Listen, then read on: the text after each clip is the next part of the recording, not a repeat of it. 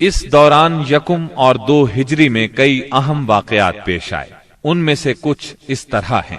اسی دوران میں قبلے کی تبدیلی کا حکم آیا۔ مکہ مکرمہ سے ہجرت کر کے مدینہ منورہ آنے کے بعد 16 یا 17 ماہ تک مسلمان بیت المقدس کی طرف رخ کر کے نماز پڑھتے رہے۔ اب حکم آیا کہ خانہ کعبہ یعنی مسجد الحرام کی طرف منہ کر کے نماز ادا کی جائے۔ اسی سال میں رمضان المبارک کے روزے رکھنے اور زکوٰۃ ادا کرنے کے احکام نازل ہوئے۔ پھر عیدین کی نماز اور صدقۃ الفطر کا حکم دیا گیا۔ اسی سال میں پہلی عید الفطر اور پہلی عید الاضحیٰ پڑھی گئی۔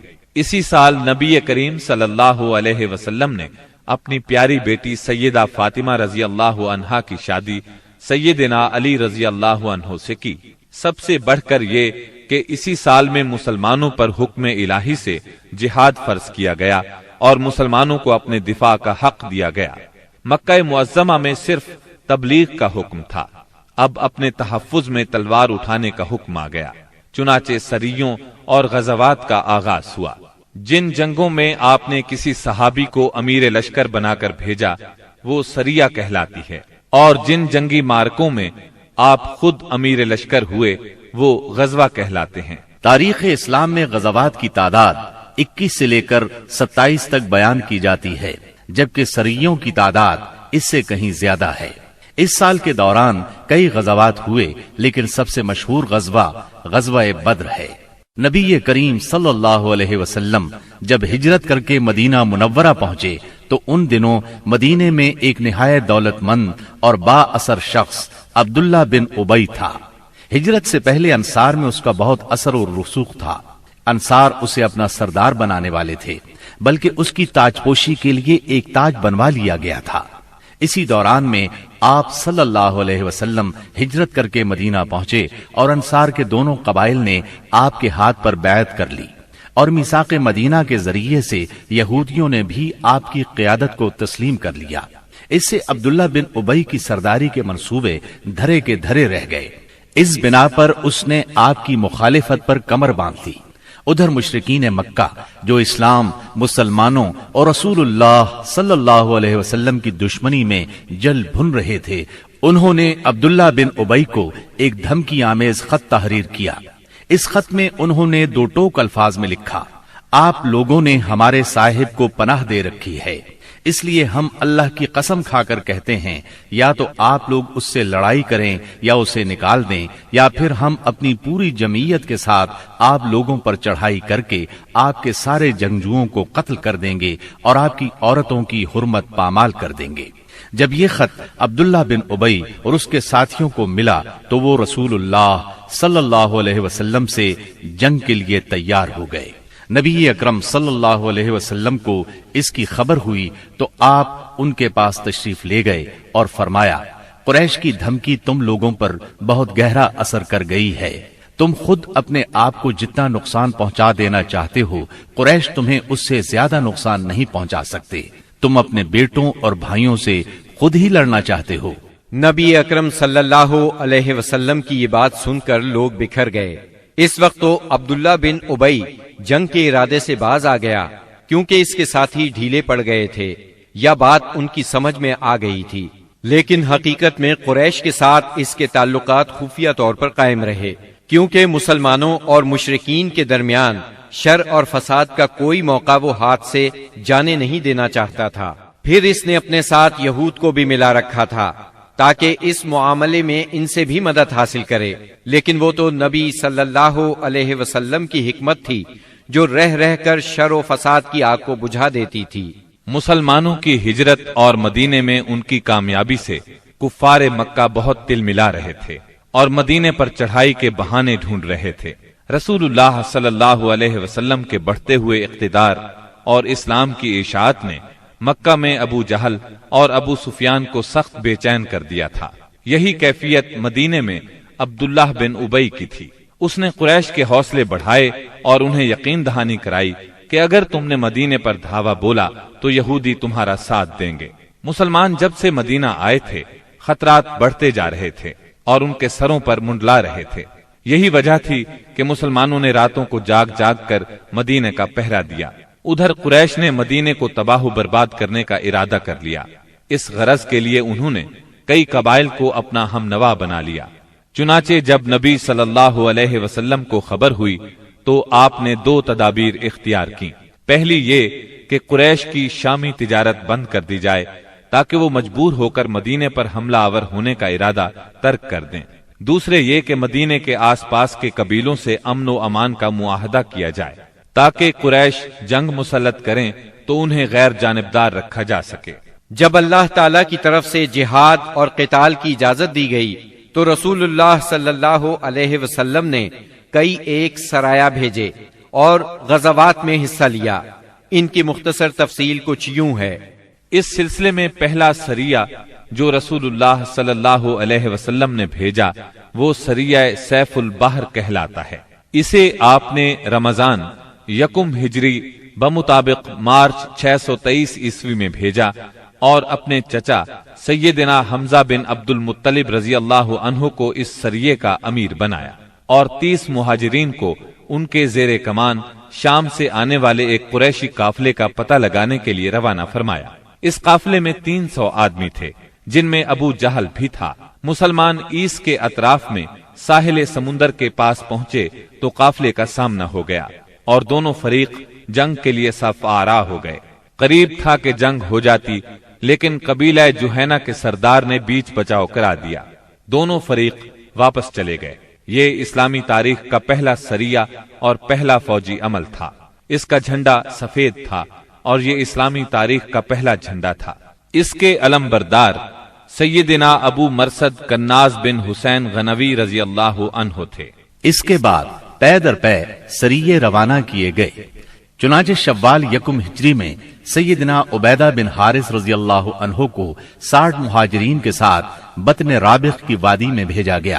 وہاں ابو سفیان سے سامنا ہوا جو 200 آدمیوں کے ساتھ تھا۔ دونوں طرف سے تیر چلے لیکن جنگ نہ ہوئی۔ پھر ذی قعد یکم ہجری میں سیدنا سعد بن ابی وقاص رضی اللہ عنہ کو 20 مہاجرین کے ساتھ خرار کی طرف بھیجا گیا جو کہ جوفا کے قریب ایک مقام ہے، لیکن ان کا کسی سے سامنا نہ ہوا۔ اس کے بعد سفر 2 ہجری میں 70 مہاجرین کے ساتھ رسول اللہ صلی اللہ علیہ وسلم خود نکلے اور ابوا یا ودان تشریف لے گئے۔ مہم کا مقصد قریش کے ایک قافلے کی راہ روکنا تھا لیکن کسی سے سامنا نہ ہوا۔ یہ پہلی مہم تھی جس میں رسول اللہ صلی اللہ علیہ وسلم بذات خود نکلے۔ اس کے بعد ربیع الاول 2 ہجری میں رسول اللہ صلی اللہ علیہ وسلم 200 صحابہ کے ساتھ روانہ ہوئے۔ مقصود قریش کا قافلہ تھا جس میں امیہ بن خلف سمیت قریش کے 100 آدمی اور 2500 اونٹ تھے۔ آپ رضوہ کے اطراف میں مقام بوات تک تشریف لے گئے لیکن کسی سے سامنا نہ ہوا۔ اسی مہینے میں کرز بن جابر فہری نے مشرکین کی ایک مختصر سی فوج کے ساتھ مدینہ کی چراگاہ پر چھاپا مارا اور کچھ مویشی ہانک کر لے گیا۔ رسول اللہ صلی اللہ علیہ وسلم نے 70 صحابہ کے ہمراہ اس کا تعاقب کیا اور بدر کے اطراف میں واقع وادی صفوان تک تشریف لے گئے، لیکن کرز نکل بھاگا۔ اسی واقعے کو بعض لوگ غزوہ بدر اولا بھی کہتے ہیں۔ اس کے بعد آپ جمادی الاولا یا جمادی الاخری 2 ہجری میں 150 یا 200 مہاجرین کے ساتھ ذوالعشیرہ تک تشریف لے گئے۔ مقصود قریش کے ایک قافلے کو روکنا تھا جو ملک شام جا رہا تھا، لیکن آپ کے پہنچنے سے پہلے وہ جا چکا تھا۔ اس سفر میں آپ نے بنو مدلج اور ان کے حلیف بنو زمرہ سے جنگ نہ کرنے کا معاہدہ کیا۔ پھر رجب 2 ہجری میں نبی اکرم صلی اللہ علیہ وسلم نے سیدنا عبداللہ بن جہش اسدی رضی اللہ عنہ کو 12 مہاجرین کے ساتھ مکہ اور طائف کے درمیان ایک مقام نخلا کی طرف روانہ کیا۔ مقصد یہ تھا کہ وہ قریش کے ایک قافلے کی خبر لائیں، مگر ان لوگوں نے قافلے پر حملہ کر کے عمر بن حضرمی کو قتل اور عبداللہ بن مغیرہ کے بیٹے عثمان اور مغیرہ کے غلام حکیم بن کیسان کو قید کر لیا اور قافلے کو ہانک لائے۔ ان کے ایسا کرنے پر آپ ان سے ناراض ہوئے، چنانچہ قیدیوں کو چھوڑ دیا گیا اور مقتول کا خون بہا ادا کیا گیا۔ یہ واقعہ رجب کی آخری تاریخ کو پیش آیا تھا۔ اس لیے مشرکین نے شور مچایا کہ مسلمانوں نے حرام مہینے کی حرمت پامال کر ڈالی۔ اس پر سورہ بقرہ کی آیت 217 نازل ہوئی۔ لوگ آپ سے حرام مہینے میں لڑائی کے بارے میں پوچھتے ہیں، آپ کہہ دیجئے اس میں جنگ کرنا بڑا گناہ ہے، اور اللہ کی راہ سے روکنا اور اس کے ساتھ کفر کرنا، مسجد حرام سے روکنا اور اس کے باشندوں کو وہاں سے نکالنا، یہ سب اللہ کے نزدیک اور زیادہ بڑا جرم ہے اور فتنہ قتل سے بڑھ کر ہے۔ یہ تھی جنگی نقل و حرکت جو مدینہ منورہ اور اس کے اطراف کے امن کی حفاظت کے لیے نبی صلی اللہ علیہ وسلم اور مسلمانوں نے قائم کر رکھی تھی۔ اس سے قریش کو یہ بتلانا بھی مقصود تھا کہ اگر وہ اپنے شر سے باز نہ آئے تو انجام برا ہوگا، لیکن وہ اپنی خودسری اور تکبر میں بڑھتے ہی چلے گئے۔ چنانچہ بدر کے میدان میں انہوں نے اس کی سزا پا لی اور جزا بہرحال گھاٹے ہی کی تھی۔ 17 رمضان 2 ہجری کو غزوہ بدر ہوا۔ یہ قریش اور مسلمانوں کے درمیان پہلا فیصلہ کن معرکہ تھا۔ اس کا سبب یہ ہوا کہ رسول اللہ صلی اللہ علیہ وسلم جس قافلے کے لیے ذوالعشیرہ تک تشریف لے گئے تھے اور وہ بچ کر شام چلا گیا تھا، آپ صلی اللہ علیہ وسلم اس کی طاق میں تھے اور اس کی خبر لانے کے لیے آپ نے شام کے مقام ہورا تک طلحہ بن عبید اللہ اور سعید بن زید رضی اللہ عنہما کو بھیجا۔ چنانچہ جیسے ہی یہ قافلہ وہاں سے گزرا، انہوں نے فوراً مدینہ منورہ خبر پہنچائی۔ اس قافلے میں اہل مکہ کی بڑی دولت تھی، یعنی 1000 اونٹ جن پر کم از کم 262 کلو سونے کی مالیت کا سامان تھا، اور اس کی حفاظت کے لیے صرف 40 آدمی تھے۔ خبر ملتے ہی رسول اللہ صلی اللہ علیہ وسلم نے صحابہ کرام رضی اللہ عنہم کو نکلنے کی دعوت دی، تاہم نکلنا ضروری نہیں قرار دیا۔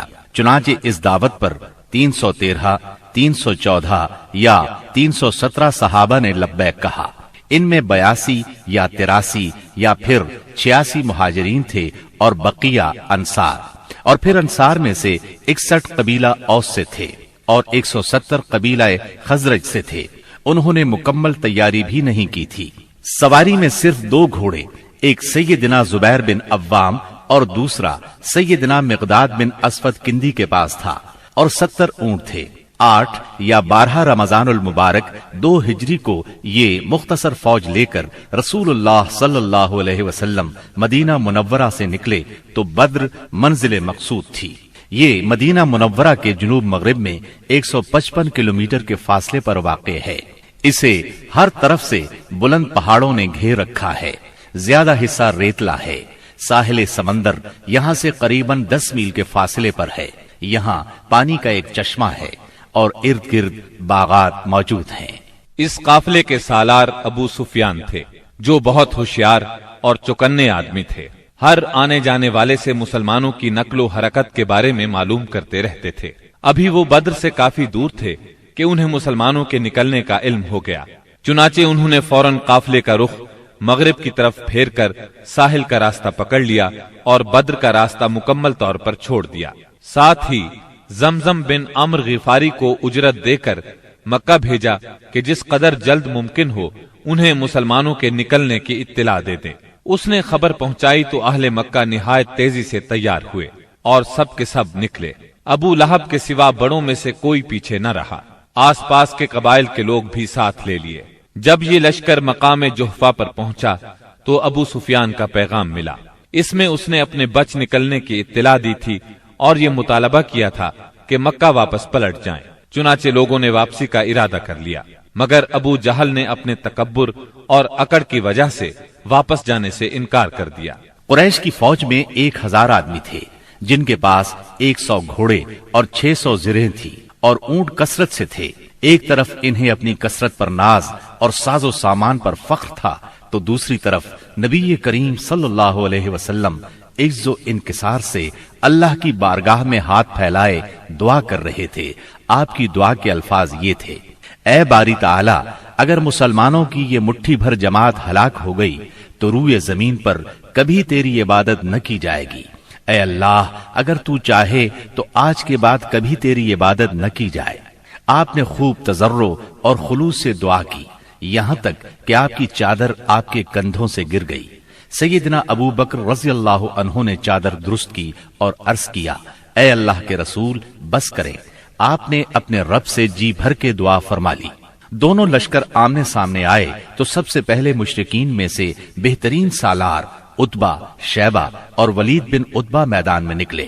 عتبہ اور شیبہ ربیہ کے بیٹے تھے۔ انہوں نے للکار کر کہا، آؤ تم میں سے کون ہمارے مقابلے پر آتا ہے۔ مقابلے کے لیے انصار کے 3 جوان نکلے، ایک عوف، دوسرے معوذ، یہ دونوں حارث کے بیٹے تھے، تیسرے عبداللہ بن رواحہ رضی اللہ عنہم۔ قریشیوں نے کہا، تم کون لوگ ہو؟ انہوں نے کہا، ہم انصار کی ایک جماعت ہیں۔ قریشیوں نے کہا، آپ لوگ شریف مد مقابل ہیں، لیکن ہمیں آپ سے سروکار نہیں، ہم تو اپنے چچیرے بھائیوں کو چاہتے ہیں۔ پھر ان کے منادی نے آواز لگائی، محمد ہمارے پاس ہماری قوم کے ہمسروں کو بھیجو۔ رسول اللہ صلی اللہ علیہ وسلم نے فرمایا، عبیدہ بن حارث اٹھو، حمزہ اٹھو، علی اٹھو۔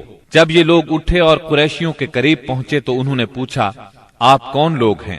انہوں نے اپنا تعارف کرایا۔ قریشیوں نے کہا، آپ لوگ شریف مد مقابل ہیں۔ اس کے بعد مارکا آرائی ہوئی۔ سیدنا عبیدہ بن حارث نے عتبہ بن ربیہ سے مقابلہ کیا، سیدنا حمزہ نے شیبہ سے اور سیدنا علی نے ولید سے۔ سیدنا حمزہ اور سیدنا علی نے اپنے اپنے مد مقابل کو جھٹ مار لیا، لیکن عبیدہ بن حارث اور ان کے مد مقابل کے درمیان ایک ایک وار کا تبادلہ ہوا اور دونوں میں سے ہر ایک نے دوسرے کو گہرا زخم لگایا۔ اتنے میں سیدنا علی اور سیدنا حمزہ اپنے اپنے شکار سے فارغ ہو کر آ گئے۔ آتے ہی عتبہ پر ٹوٹ پڑے، اس کا کام تمام کیا اور سیدنا عبیدہ کو اٹھا لائے۔ ان کا پاؤں کٹ گیا تھا اور آواز بند ہو گئی تھی، جو مسلسل بند ہی رہی، یہاں تک کہ جنگ کے 4 یا 5ویں دن جب مسلمان مدینے سے واپس ہوتے ہوئے وادی صفرا سے گزر رہے تھے، ان کا انتقال ہو گیا۔ مبارزت کا نتیجہ مشرکین کے لیے برا ثابت ہوا، چنانچہ وہ غصے سے بے قابو ہو کر مسلمانوں کی صفوں میں تندی کے ساتھ ٹوٹ پڑے، گھمسان کا رن پڑا اور کشتوں کے پشتے لگ گئے۔ اس سے مشرکین کی صفوں میں اضطراب کی لہر دوڑ گئی۔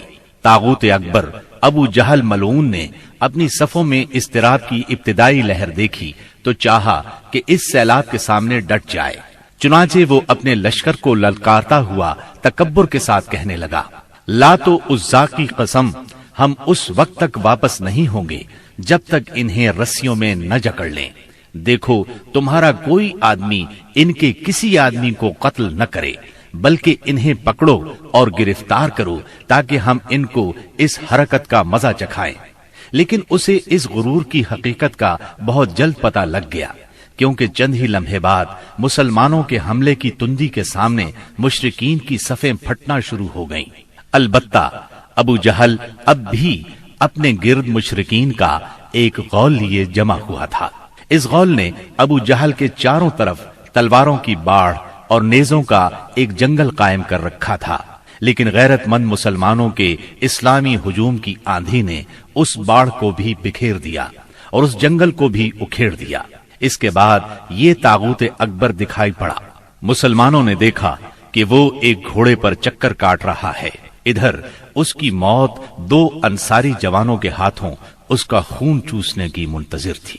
طاغوت اکبر ابو جہل کے قتل کا عبرتناک واقعہ بیان کرتے ہوئے عبد الرحمن بن عوف رضی اللہ عنہ فرماتے ہیں کہ میں جنگ بدر کے روز صف کے اندر تھا کہ اچانک مڑا تو کیا دیکھتا ہوں کہ دائیں بائیں 2 نوعمر جوان ہیں۔ گویا ان کی موجودگی سے میں حیران ہو گیا کہ اتنے میں ایک نے اپنے ساتھی سے چھپا کر مجھ سے کہا، چچا جان مجھے ابو جہل کو دکھلا دیجیے۔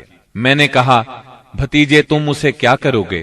اس نے کہا، مجھے بتایا گیا ہے کہ وہ رسول اللہ صلی اللہ علیہ وسلم کو گالی دیتا ہے۔ اس ذات کی قسم جس کے ہاتھ میں میری جان ہے، اگر میں نے اس کو دیکھ لیا تو میرا وجود اس کے وجود سے الگ نہ ہوگا، یہاں تک کہ ہم میں سے جس کی موت پہلے لکھی ہے وہ مر جائے۔ وہ کہتے ہیں مجھے اس پر تعجب ہوا۔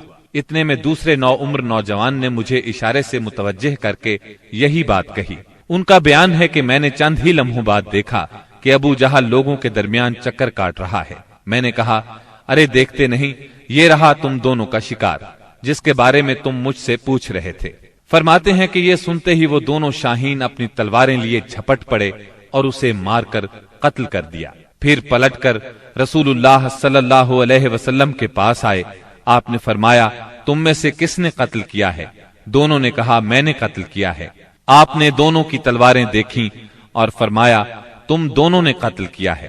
البتہ ابو جہل کا سامان معاذ بن عمرو بن جموح کو دیا. دونوں حملہ آوروں کا نام معاذ بن عمرو بن جموح اور معاذ بن افرا ہے. سیرت نگار ابن اسحاق کا بیان ہے کہ معاذ بن عمرو بن جموح نے کہا کہ میں نے مشرکین کو سنا وہ ابو جہل کے بارے میں کہہ رہے تھے ابو الحکم تک کسی کی رسائی نہ ہو. معاذ بن عمرو کہتے ہیں کہ جب میں نے یہ بات سنی تو اسے اپنے نشانے پر لے لیا اور اس کی سمت جمع رہا. جب گنجائش ملی تو میں نے حملہ کر دیا اور ایسی ضرب لگائی کہ اس کا پاؤں نصف پنڈلی سے اڑ گیا. واللہ جس وقت یہ پاؤں اڑا ہے تو میں اس کی تشبیہ صرف اس گٹھلی سے دے سکتا ہوں جو موصل کی مار پڑنے پر جھٹک کر اڑ جائے. کہتے ہیں کہ ادھر میں نے ابو جہل کو مارا اور ادھر اس کے بیٹے اکرما نے میرے کندھے پر تلوار چلائی جس سے میرا ہاتھ کٹ کر میرے بازو کے چمڑے سے لٹک گیا اور لڑائی میں مخل ہونے لگا. میں اسے اپنے ساتھ گھسیٹتے ہوئے سارا دن لڑا، لیکن جب وہ مجھے اذیت پہنچانے لگا تو میں نے اس پر اپنا پاؤں رکھا اور اسے زور سے کھینچ کر الگ کر دیا. اس کے بعد ابو جہل کے پاس معوذ بن افرا پہنچے. وہ زخمی تھا. انہوں نے اسے ایسی ضرب لگائی کہ وہ وہیں ڈھیر ہو گیا، صرف سانس آتی جاتی رہی. اس کے بعد معوذ بن افرا خود بھی لڑتے ہوئے شہید ہو گئے. جب معرکہ ختم ہو گیا تو رسول اللہ صلی اللہ علیہ وسلم نے فرمایا کون ہے جو دیکھے کہ ابو جہل کا انجام کیا ہوا. اس پر صحابہ کرام اس کی تلاش میں بکھر گئے. عبداللہ بن مسعود رضی اللہ عنہ نے اسے اس حالت میں پایا کہ ابھی سانس آ جا رہی تھی. انہوں نے اس کی گردن پر پاؤں رکھا اور سر کاٹنے کے لیے داڑھی پکڑی اور فرمایا او اللہ کے دشمن، آخر اللہ نے تجھے رسوا کیا نا. اس نے کہا مجھے کاہے کو رسوا کیا؟ کیا جس شخص کو تم لوگوں نے قتل کیا ہے اس سے بھی بلند پایا کوئی آدمی ہے؟ یا جس کو تم لوگوں نے قتل کیا اس سے بھی کوئی اوپر آدمی ہے؟ پھر بولا کاش مجھے کسانوں کی بجائے کسی اور نے قتل کیا ہوتا. اس کے بعد کہنے لگا مجھے بتاؤ فتح کس کی ہوئی؟ عبداللہ بن مسعود رضی اللہ عنہ نے فرمایا اللہ اور اس کے رسول صلی اللہ علیہ وسلم کی. اس کے بعد عبداللہ بن مسعود رضی اللہ عنہ سے جو اس کی گردن پر پاؤں رکھ چکے تھے کہنے لگا او بکری کے چرواہے، تو بڑی اونچی اور مشکل جگہ پر چڑھ گیا. واضح رہے کہ عبداللہ بن مسعود رضی اللہ عنہ مکے میں بکریاں چرایا کرتے تھے. اس گفتگو کے بعد عبداللہ بن مسعود رضی اللہ عنہ نے اس کا سر کاٹ لیا اور رسول اللہ صلی اللہ علیہ وسلم کی خدمت میں لا کر حاضر کرتے ہوئے عرض کیا یا رسول اللہ صلی اللہ علیہ وسلم، یہ رہا اللہ کے دشمن ابو جہل کا سر. آپ نے 3 بار فرمایا واقعی اس اللہ کی قسم جس کے سوا کوئی معبود نہیں. اس کے بعد فرمایا اللہ اکبر، الحمد للہ الذی صدق وعدہ ونصر عبدہ وہزم الاحزاب وحدہ. اللہ اکبر، تمام حمد اللہ کے لیے ہے جس نے اپنا وعدہ سچ کر دکھایا، اپنے بندے کی مدد فرمائی اور تنہا سارے گروہوں کو شکست دی. پھر فرمایا چلو مجھے اس کی لاش دکھاؤ. جب آپ صلی اللہ علیہ وسلم کو لاش دکھائی گئی تو آپ نے فرمایا یہ اس امت کا فرعون ہے. معاذ بن عمرو اور معوذ بن افرا کے ایمان افروز کارناموں کا ذکر ہو چکا ہے. حقیقت یہ ہے کہ اس معرکے میں قدم قدم پر ایمان کے ایسے تابناک نقوش پیش آئے جن میں عقیدت کی قوت اور اصول کی پختگی نمایاں اور جلوگر تھی. اس معرکے میں باپ اور بیٹے میں، بھائی اور بھائی میں صف آرائی ہوئی.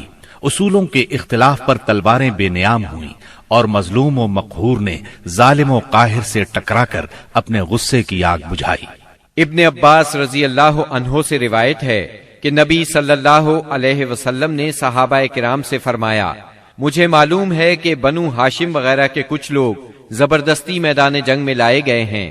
انہیں ہماری جنگ سے کوئی سروکار نہیں ہے، لہٰذا بنو ہاشم کا کوئی آدمی کسی کی زد میں آ جائے تو وہ قتل نہ کرے، اور ابو البختری بن ہشام کسی کی زد میں آ جائے تو وہ اسے قتل نہ کرے، اور عباس بن عبد المطلب کسی کی زد میں آ جائے تو وہ بھی انہیں قتل نہ کرے، کیونکہ وہ بالجبر لائے گئے ہیں۔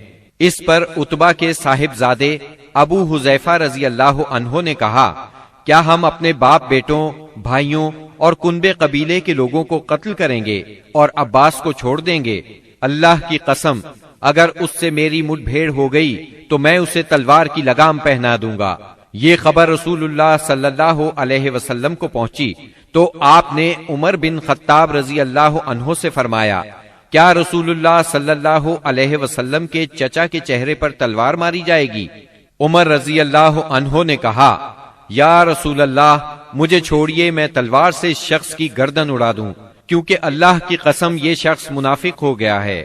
بعد میں ابو حذیفہ رضی اللہ عنہ کہا کرتے تھے، اس دن میں نے جو بات کہہ دی تھی اس کی وجہ سے مجھے برابر خوف لگا رہتا ہے، صرف یہی صورت ہے کہ میری شہادت اس کا کفارہ بن جائے، اور بالآخر وہ یمامہ کی جنگ میں شہید ہو ہی گئے۔ ابو البختری کو قتل کرنے سے اس لیے منع کیا گیا تھا کہ مکے میں یہ شخص سب سے زیادہ رسول اللہ صلی اللہ علیہ وسلم کی ایذا رسانی سے اپنا ہاتھ روکے ہوئے تھا، آپ کو کسی قسم کی تکلیف نہ پہنچاتا تھا اور نہ اس کی طرف سے کوئی ناگوار بات سننے میں آتی تھی، اور یہ ان لوگوں میں سے تھا جنہوں نے بنی ہاشم اور بنی مطلب کے بائیکاٹ کا صحیفہ چاک کیا تھا۔ لیکن ان سب کے باوجود ابو البختری کو قتل کر دیا گیا۔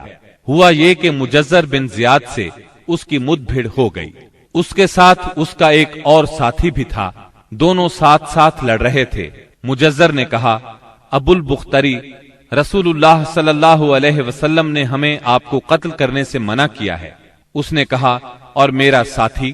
مجزر نے کہا، نہیں واللہ ہم آپ کے ساتھی کو نہیں چھوڑ سکتے۔ اس نے کہا، اللہ کی قسم، تب میں اور وہ دونوں مریں گے۔ اس کے بعد دونوں نے لڑائی شروع کر دی، مجزر نے مجبوراً اسے بھی قتل کر دیا۔ مکے کے اندر جاہلیت کے زمانے سے عبد الرحمن بن عوف رضی اللہ عنہ اور امیہ بن خلف میں باہم دوستی تھی۔ جنگ بدر کے روز امیہ اپنے لڑکے علی کا ہاتھ پکڑے کھڑا تھا کہ اتنے میں ادھر سے عبد الرحمن بن عوف کا گزر ہوا۔ وہ دشمن سے کچھ زرہیں چھین کر لادے لیے جا رہے تھے۔ امیہ نے انہیں دیکھ کر کہا، کیا تمہیں میری ضرورت ہے؟ میں تمہاری ان زرہوں سے بہتر ہوں، آج جیسا منظر تو میں نے دیکھا ہی نہیں۔ کیا تمہیں دودھ کی حاجت نہیں؟ مطلب یہ تھا کہ جو مجھے قید کرے گا میں اسے فدیے میں خوب ددھیل اونٹنیاں دوں گا۔ یہ سن کر عبد الرحمن بن عوف رضی اللہ عنہ نے زرہیں پھینک دی اور دونوں کو گرفتار کر کے آگے بڑھے۔ عبد الرحمن بن عوف رضی اللہ عنہ کہتے ہیں کہ میں امیہ اور اس کے بیٹے کے درمیان چل رہا تھا کہ امیہ نے پوچھا، آپ لوگوں میں کون سا آدمی تھا جو اپنے سینے پر شتر مرغ کا پر لگائے ہوئے تھا؟ میں نے کہا، وہ حمزہ بن عبد المطلب رضی اللہ عنہ تھے۔ امیہ نے کہا، یہی شخص ہے جس نے ہمارے اندر تباہی مچا رکھی تھی۔ سیدنا عبد الرحمن رضی اللہ عنہ کہتے ہیں کہ واللہ میں ان دونوں کو لیے جا رہا تھا کہ اچانک بلال رضی اللہ عنہ نے امیہ کو میرے ساتھ دیکھ لیا تو انہوں نے کہا، او ہو، کفار کا سرغنہ امیہ بن خلف، اب یا تو میں بچوں گا یا یہ بچے گا۔ میں نے کہا، اے بلال رضی اللہ عنہ، یہ میرا قیدی ہے۔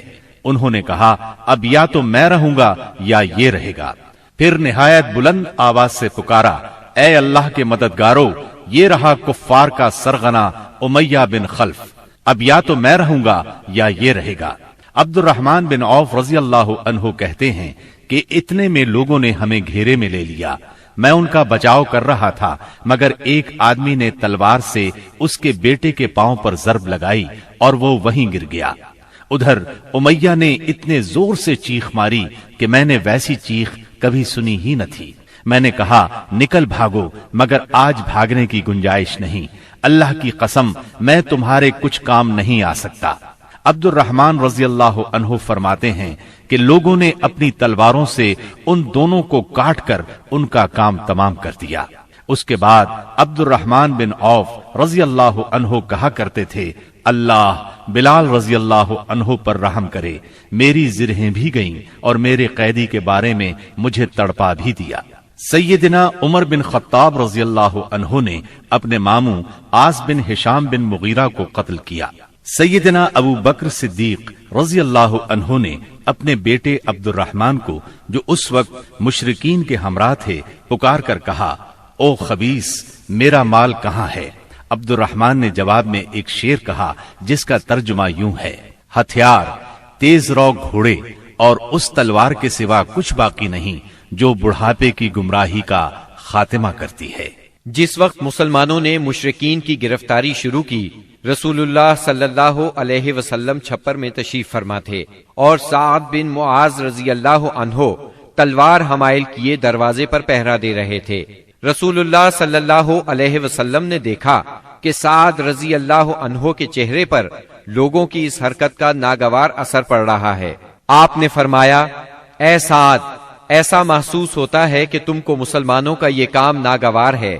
انہوں نے کہا، جی ہاں، اللہ کی قسم، اے اللہ کے رسول، یہ اہل شرک کے ساتھ پہلا معرکہ ہے جس کا موقع اللہ نے ہمیں فراہم کیا ہے، اس لیے اہل شرک کو باقی چھوڑنے کی بجائے مجھے یہ بات زیادہ پسند ہے کہ انہیں خوب قتل کیا جائے اور اچھی طرح کچل دیا جائے۔ اس جنگ میں عکاشہ بن محصن اسدی رضی اللہ عنہ کی تلوار ٹوٹ گئی۔ وہ رسول اللہ صلی اللہ علیہ وسلم کی خدمت میں حاضر ہوئے۔ آپ نے انہیں ایک چھڑی تھما دی اور فرمایا، عکاشہ، اسی سے لڑائی کرو۔ عکاشہ نے اسے رسول اللہ صلی اللہ علیہ وسلم سے لے کر ہلایا تو وہ ایک لمبی، مضبوط اور چمچم کرتی ہوئی سفید تلوار میں تبدیل ہو گئی۔ پھر انہوں نے اسی سے لڑائی کی یہاں تک کہ اللہ نے مسلمانوں کو فتح نصیب فرمائی۔ اس تلوار کا نام اون یعنی مدد رکھا گیا تھا۔ یہ تلوار مستقلاً عکاشہ رضی اللہ عنہ کے پاس رہی اور وہ اسی کو لڑائیوں میں استعمال کرتے رہے، یہاں تک کہ دور صدیقی میں مرتدین کے خلاف جنگ کرتے ہوئے شہید ہو گئے۔ اس وقت بھی یہ تلوار ان کے پاس ہی تھی۔ خاتمہ جنگ کے بعد مصعب بن عمیر ابدری رضی اللہ عنہ اپنے بھائی ابو عزیز عمیر ابدری کے پاس سے گزرے۔ ابو عزیز نے مسلمانوں کے خلاف جنگ لڑی تھی اور اس وقت ایک انصاری صحابی اس کا ہاتھ باندھ رہے تھے۔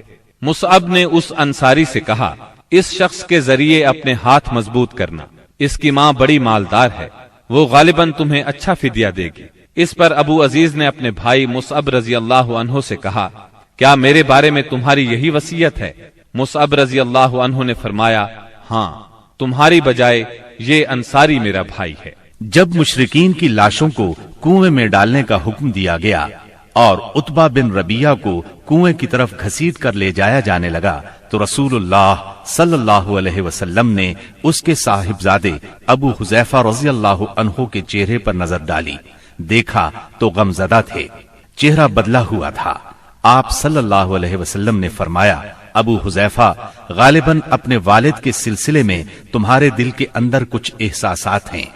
انہوں نے کہا، نہیں واللہ یا رسول اللہ، میرے اندر میرے باپ کے بارے میں اور ان کے قتل کے بارے میں ذرا بھی لرزش نہیں، البتہ میں اپنے باپ کے متعلق جانتا تھا کہ ان میں سوجھ بوجھ ہے، دور اندیشی اور فضل و کمال ہے، اس لیے میں آس لگائے بیٹھا تھا کہ یہ خوبیاں انہیں اسلام تک پہنچا دیں گی، لیکن اب ان کا انجام دیکھ کر اور اپنی توقع کے خلاف کفر پر ان کا خاتمہ دیکھ کر مجھے افسوس ہے۔ اس پر رسول اللہ صلی اللہ علیہ وسلم نے سیدنا ابو حذیفہ رضی اللہ عنہ کے حق میں دعائے خیر فرمائی اور ان سے بھلی بات کہی۔ آخرکار اسلام نے کفر پر فتح پائی۔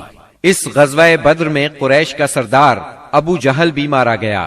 یہ وہی ابو جہل تھا جس نے نبی کریم صلی اللہ علیہ وسلم اور مسلمانوں پر ظلم و ستم کے پہاڑ توڑے تھے۔ 70 کافر موت کے گھاٹ اترے، 70 ہی گرفتار ہوئے، باقی دم دبا کر بھاگ نکلے۔ مسلمانوں میں صرف 14 شہید ہوئے، ان میں 6 مہاجر اور 8 انصاری تھے۔ اس جنگ نے اسلام کے دشمنوں کی طاقت کا جنازہ نکال دیا، ان کا بھرم کھل گیا اور ان کا غرور خاک میں مل گیا۔ جب رسول اللہ صلی اللہ علیہ وسلم مدینہ پہنچ چکے تو آپ نے قیدیوں کے بارے میں مشورہ کیا۔ سیدنا ابو بکر نے فدیہ لینے کی رائے دی، جبکہ سیدنا عمر کی رائے یہ تھی کہ انہیں قتل کر دیا جائے۔ انہوں نے فرمایا، میرا قریبی میرے حوالے کریں اور میں اسے قتل کروں۔ عقیل بن ابی طالب سیدنا علی کے حوالے کریں، وہ اس کی گردن کو اڑائیں، یہاں تک کہ اللہ کو معلوم ہو جائے کہ ہمارے دلوں میں مشرکین کے لیے کوئی نرم گوشہ نہیں ہے۔ اور یہ حضرات مشرکین کے ائمہ اور قائدین ہیں۔ رسول اللہ صلی اللہ علیہ وسلم نے فدیہ لینا طے کیا۔ یہ فدیہ 4000 سے 3000 اور کم از کم 1000 درہم تک تھا، اور ان میں سے جو لکھنا پڑھنا جانتے تھے ان کا فدیہ یہ قرار دیا گیا کہ وہ 10 بچوں کو لکھنا پڑھنا سکھا دیں۔